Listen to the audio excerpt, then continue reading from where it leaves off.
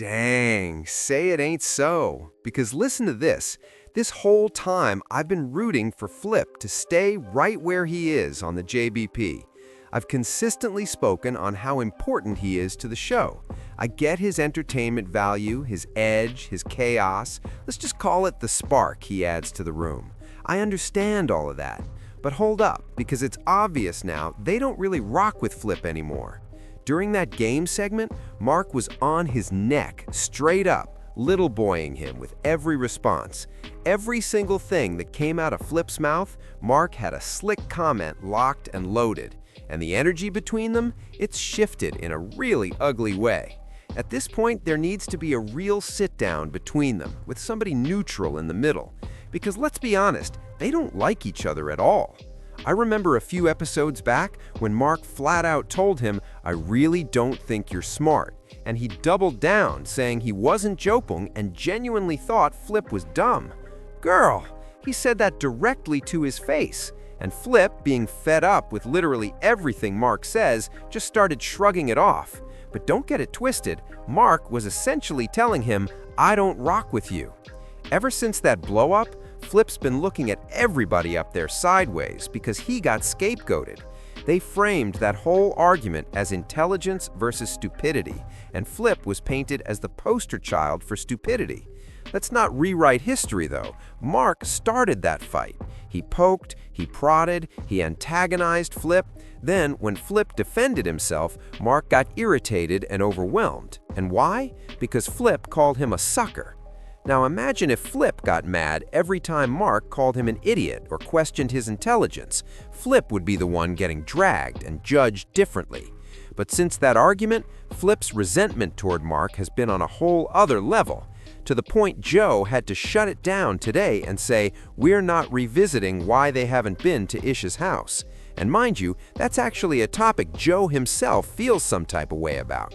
The only reason Queenzflip even went there is that Joe opened that door. But Joe clocked it immediately. Flip was really taking shots at Mark. Flip wants the room to turn on Mark. And yes, everyone sees what Mark is doing. But let's be very clear here. They're always going to follow the money. And right now, Mark is the money. He's the cash cow. Nobody's turning their back on Mark. They'll acknowledge it, nod, and keep it moving. Flip wants to fight Mark. And Joe's been telling Flip for a long time now, "You're not going anywhere." Honestly, I should have peeped it when Joe told everyone to clip it up that Queenzflip is locked in until 2027. Joe is clearly exhausted by the antics, and he's using Mona as a placeholder, maybe even a scapegoat, while quietly trying to figure out a Flip replacement. Now, I don't know if y'all caught this, but Fetty Wap just came home, and that immediately made me think of one thing. Sue Surf might be next. I saw somewhere he could be getting out as early as February. So what happens when Surf comes home? Because let's be real, there's no room for everybody. A lot of y'all have been telling me to pay attention to the fact that Surf reached out to Mona. And not only that, Mona responded. They're already in communication. And we all know Queenzflip hasn't spoken to Surf even once. So yeah, Surf is on his way back. And this looks a lot like a replacement tour. They're straight up castigating and chastising Flip at every single move during that game. "You're an idiot." Every joke somehow lands on Flip. "You're an idiot."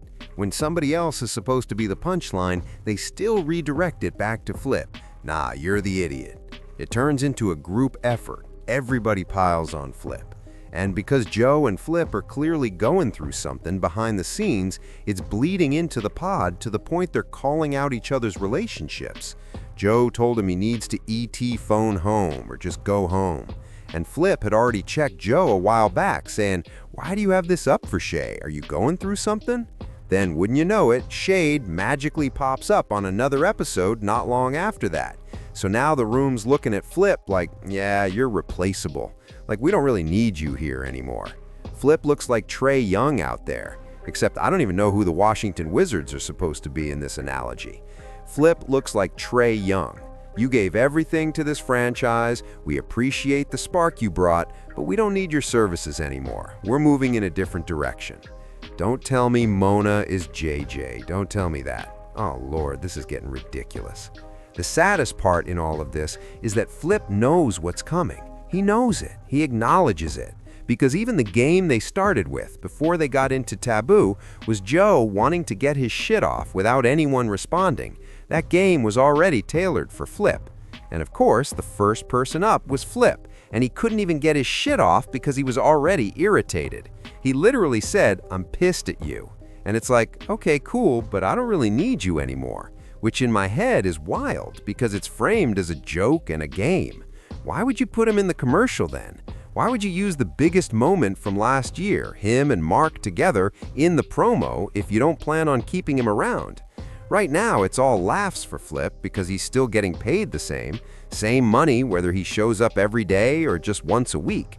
But then reality starts creeping in. Oh, the suspension didn't magically end. Oh shit, I really can't just pop up on every episode. Oh shit, when I told Mark I was pulling up on a Friday, Ian called me. Oh shit, Joe isn't dealing with me anymore. He's not responding to my texts or calls. Ian is the one handing out the punishments now.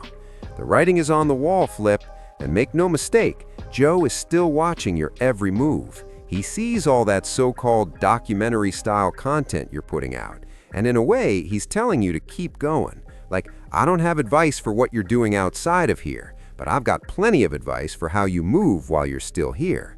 And I told you all this from the jump. I said, be careful, because this might have been Mark's plan the whole time. People are starting to wake up and realize Mark is the reason Flip only shows up once a week, and it has nothing to do with Mona. Once again, she was the scapegoat. And the thing I said about Mark early on still stands. He's here on a 2-year run, then he's gone. Don't let him be the reason your co-hosts get pushed out, or replaced, or have their days cut, especially if he's not even built to be here long term. So Flip might be trying to trigger something way bigger, because at the end of the day, listen to this, no matter how wild he gets, no matter how many outbursts he has, Flip has been loyal to the soil. So loyal that he doesn't even speak on most of y'all outside the pod, unless it already came out of his own mouth.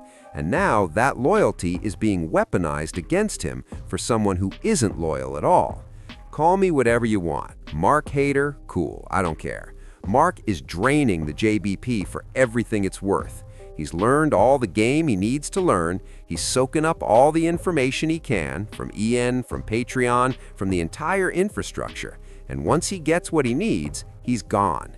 Don't let that podcast with his wife take off, because if that happens, he'll flush every JBP plan straight down the toilet. He doesn't give a fuck. And the crazy part is, the person who actually cares, no matter how messy it comes off, is usually the one who gets fired or replaced. And we already saw they couldn't just bounce back cleanly from Melissa Ford. Shout out to Mona. I get it, she's big, she's talented, but she is not a Melissa Ford replacement.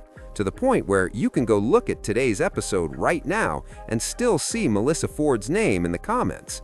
So I honestly don't know what happens if Joe lets go of the two people who came in together and brought the most spark to the show. But hey, I could be bugging like I always am. Y'all tell me what you think. Like the video if you liked it, subscribe to the page if you haven't, and if you have, you already know how we rock. And yes, there is a Patreon episode. Man, it's getting nasty. I talk about Flip possibly leaving in this episode, but on Patreon, I break down who I think really should get the boot, and I go visceral. I'm done biting my tongue on this shit. Check it out if you want to. I'll see y'all soon. Peace.